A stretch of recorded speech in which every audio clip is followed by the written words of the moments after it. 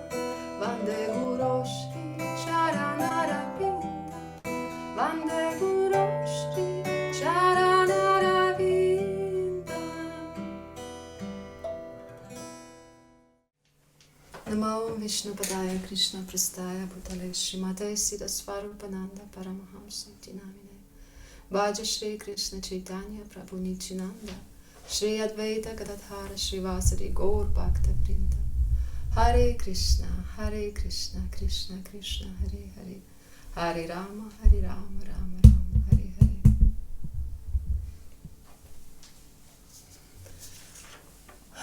Thank you very much, dear devotees, and I would like to say that this beautiful opportunity that we are celebrating Vyasa Puj, the appearance day of our dear spiritual master. It's a big fortune. We are very, very lucky to have his association, to have this chance to listen from him, to find out about Krishna, to learn something about Krishna. What would we be doing if we wouldn't know about Krishna? That would be really, really very difficult. And it's a duty of a disciple is to glorify his spiritual master and to share with others what this disciple had received from his spiritual master. That's why I wanted to start from samsara prayers, because this last line at the end of every text, Vande Guru Shri Charanara, it's exactly this. I offer my respectful obeisances to such a spiritual master. And I would like to share some thoughts, some ideas that I have been thinking recently when I was thinking about this Vyasa Puja approaching. And first thought that came into my mind was how patient Srila Prabhupada is. And I was thinking about this quality of patience, that actually this mercy, spiritual master's mercy, is this patience with us. He gives us his instructions and he repeats them again and again. He explains his instructions. He wants us to understand his instructions, because he's full of love with Krishna. He knows this love for Krishna not just theoretically. He knows how important it is. He knows how much we all need it, and he knows what his actual happiness is. That's why he is so determined and so motivated to share with this. He's like a perfect parent, that when he sees that, when a parent sees that his child, for example, is hungry, or he's cold outside, it's cold outside, and naturally he tries to help him. He tries to comfort the child, because he knows what the child needs actually. I'm sorry. And Krishna's devotees, that's why they are so patient with us. That's why they try so much, they put so much effort in helping us. That's why they offer us their association. That's why they offer this wisdom, and that's why they explain so much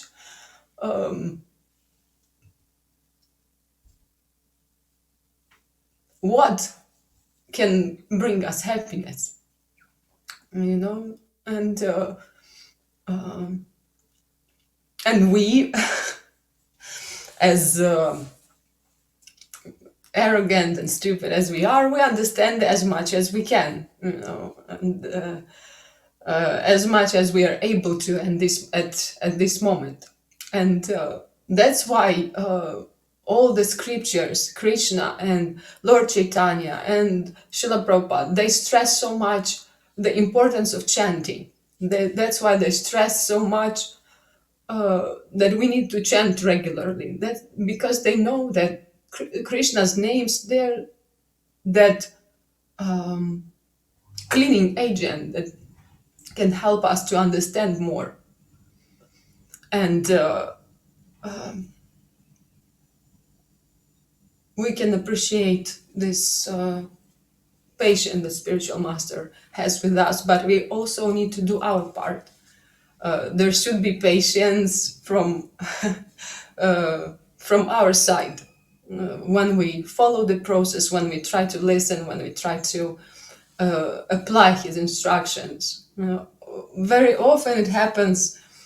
I can see it in my life. I can see it in in the life of my friends and people that I had a contact with. That we we have this expectation of this fast result. We need to. We think, okay, am I clean already? Am I pure enough? I'm chanting so much. I am chanting already for some years. I'm doing japa regularly. I'm trying to to do different things. But why? Where is the result? Why I am not happy enough? Why am I still suffering?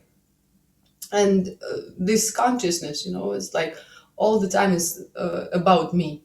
I am the center in this my little egoistic world.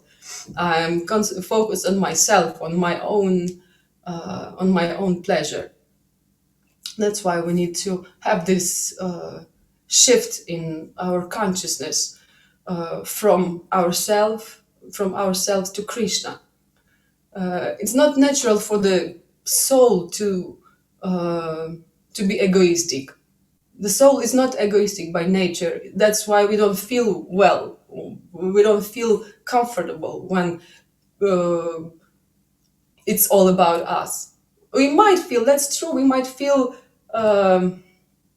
some pleasure when people give us attention, when people make us center of their lives, but this is not uh, our actual role, because we cannot satisfy other people. We cannot bring them uh, full pleasure. We cannot be all the time there for them. We cannot understand exactly their pains or their problems. We can be empathic. We can help them as much as we can, and this is natural. All the devotees, and even if a person is not a devotee, it's natural to feel some empathy and try to help others. It brings us joy when we help others. But there is this paradox. And there is this paradox that the more we are trying to find happiness for ourselves, the more we are focused on ourselves, on our own interest, the less we are happy. The more we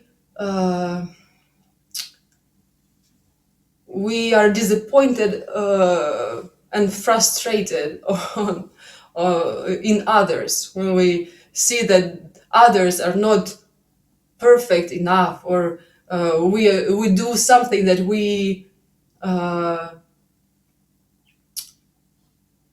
let's say our point of view is different from their point of view. We start judging other people, and for the soul in her actual position, actual situation, the most natural state is this original state that Srila Prabhupada tells us about, that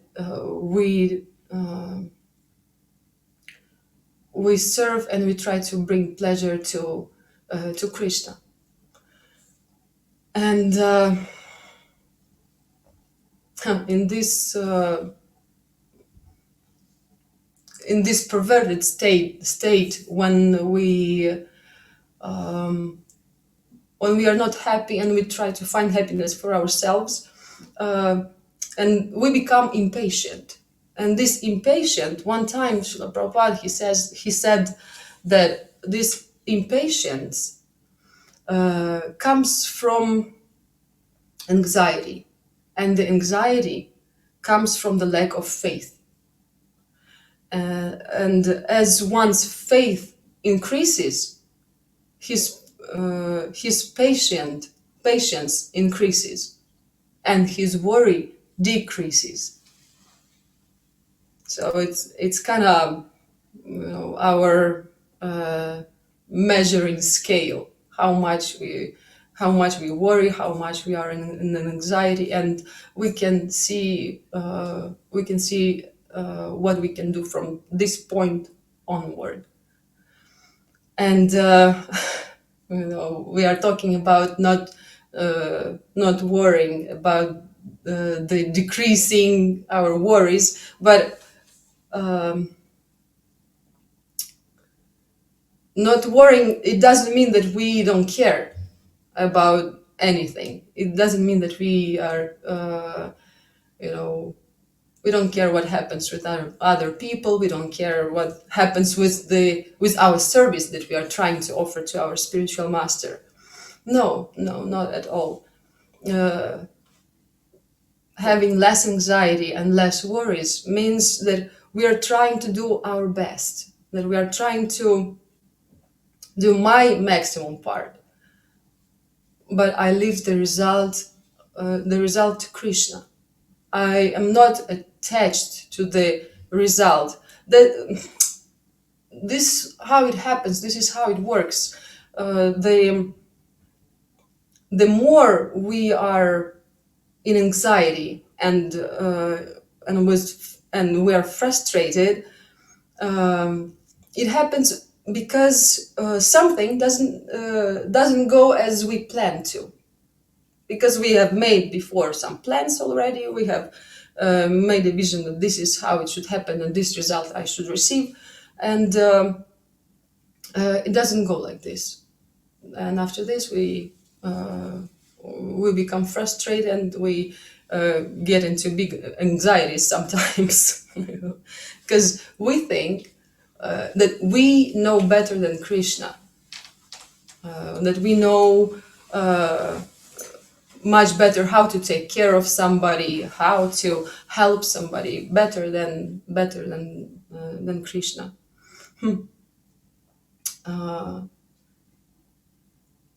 But a devotee, he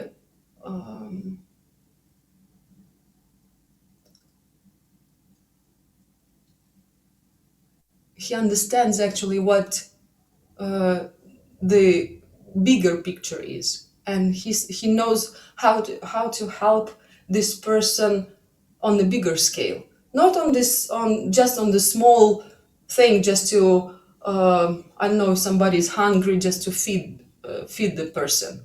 Okay, you can feed the person, but actually you should let this person know what he can do not to be hungry in the future. Okay, you can give them food, but there is a saying. There is a saying in Russian. I will try to translate it word by word, but it might not sound exactly so nice. So it's not the point of giving a fish to a hungry person, but it's how to teach him fishing. It sounds a little bit maybe weird. The idea is to give a person tools, instruments, how to act in this world, how to not be empty, frustrated, and all the time in anxiety in this world. That's what Srila Prabhupada is doing, and his dedication, his determination is incredible. Have you ever tried? Have you tried just to imagine how much effort he does to reach out to us, to reach out to people who uh, have never heard about Krishna before. And in in the material world, this method, the way of living, probably you noticed before, way of living, the methodology that you grab as much as you can, that you put all your efforts and you climb and scratch. This is how they say, you climb and scratch. To achieve bigger position, to become somebody, to make the space for yourself. But when we come into contact with the devotee of Krishna, when we come into contact with Krishna, we need to learn different table manners. We need to learn new way of behaving. We need to learn what the new system is, the system, the Krishna system. What is Krishna's system? And he arranged it in such a way that we receive, that we humbly receive what we are given. And all we need to do is just take it in and try to apply. And he makes, our spiritual master makes it very very easy for us, that we don't need to try to imagine somehow what is real advancement, what is actual spiritual advancement. And sometimes we imagine that real spiritual advancement is the sky opens, you know, and you see God, you see Krishna, and you hear his voice, and he tells us something. He, I don't know, he talks personally to us, and all our sufferings are gone in a second. All our sufferings, all our anxieties, we love everybody and everybody loves us, and everything goes perfectly from a material point of view. We don't have this pains, we don't have broken hearts in the material world, and we never have a headache. But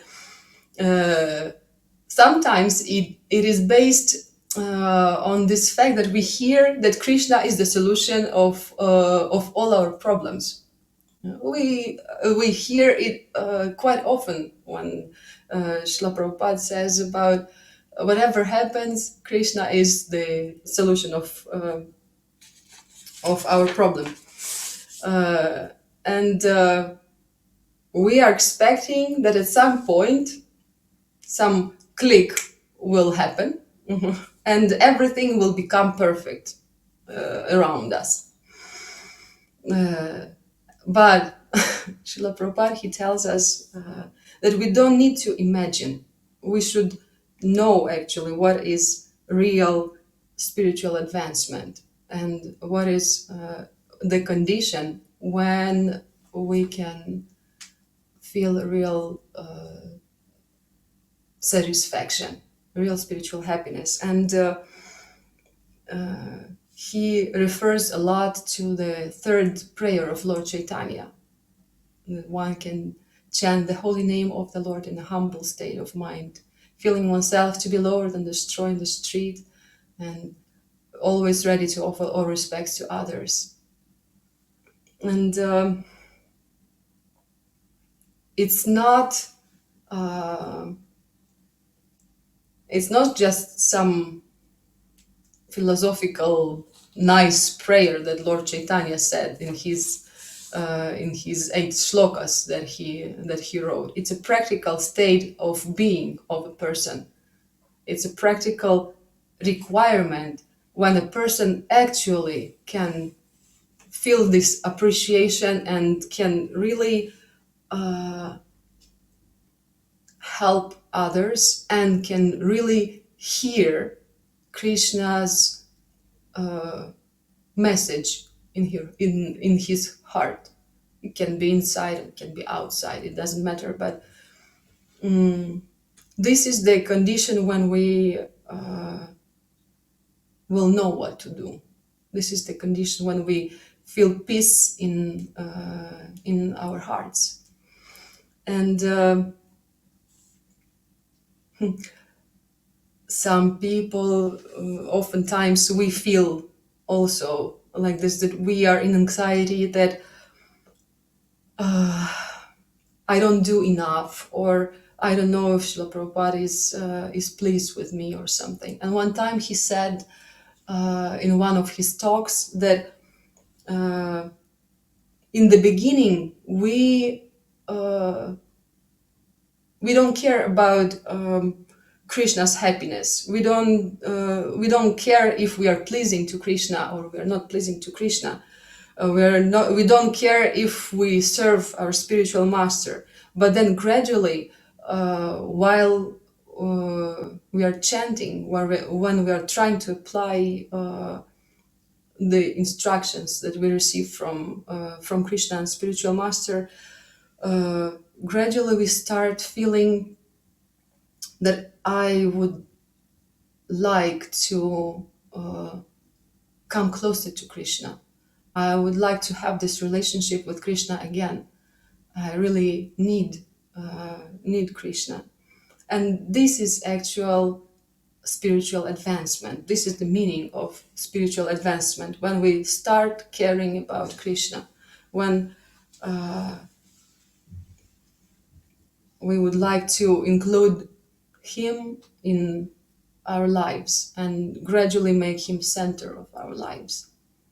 It's not it's not so easy, because material world is not the world. It's not a world and not a place that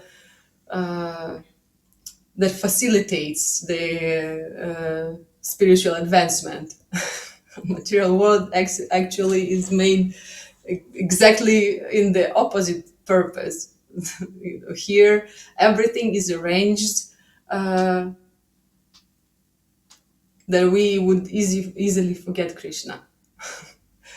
And this is also Krishna's arrangement. He offers us this this opportunity to try to be egoistic, to try to be little Krishnas.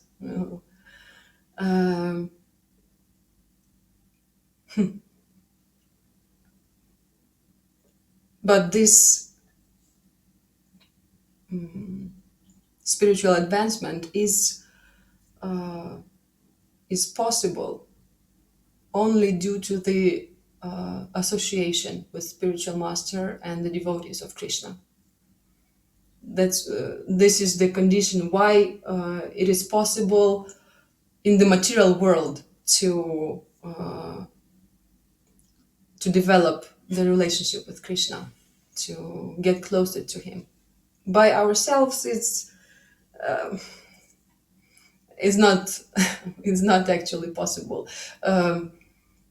Oftentimes this analogy is used, that spiritual master throws us the safe line, the rope, and takes us out of the ocean of material suffering. And at some point, I was into a situation when I actually understood one thing. I was stuck in the car in the deep mud. It was, and the more you try to get out of this, the deeper it goes. The more the more the wheels roll, the deeper is the hole. And it's like it's you understand that at that situation, I don't know. The only thing that will help if somebody comes with a tractor and just takes you out of that mud. And while being in that mud, I was thinking, okay, what to do, and all these thoughts in your mind, they come, and then you try to find all the different solutions. You try to put some wood, you try to put some rocks, or you try to find some, I don't know, some other way of getting out of that, until the point that you understand that you need help. And that realization, when I had this, I understood that, okay, I cannot get out of that place.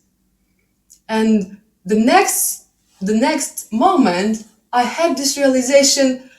This is how much we need Krishna. This is how much we need spiritual master. Exactly this moment, that I cannot get out by myself. I need him. I really need this help. I really need this line, this cable that will take me out of this mud. And uh, hmm, this I don't know, this understanding, this moment, kind of brought me such a peace. It's difficult to describe it, but these moments, they give you this state uh, of focused peace. I don't know if you understand what I mean, but I'm sure that many of you had this experience in different situations, when we are stuck in some problem or something, and then this thought that Krishna will be there and will help you. And everybody everybody receives gifts, the presents, for their birthdays, right? We like to receive presents from others, because we don't need actually the present itself, but this gesture, this receiving this, when somebody offers us the gift, it's actually an expression of their care about us, that we mean something to them. And this Vyasa Puj, it's a perfect opportunity to offer Srila Prabhupada something, to express our desire, our feeling that he means something to us. And what could be the best present for Srila Prabhupada? And knowing, when we know somebody, when we have a close person to us, somebody, and maybe it's our parents, maybe it's I know, brothers, sisters, husbands, children, anybody. First of all, we think, what does this person like? What would make him happy?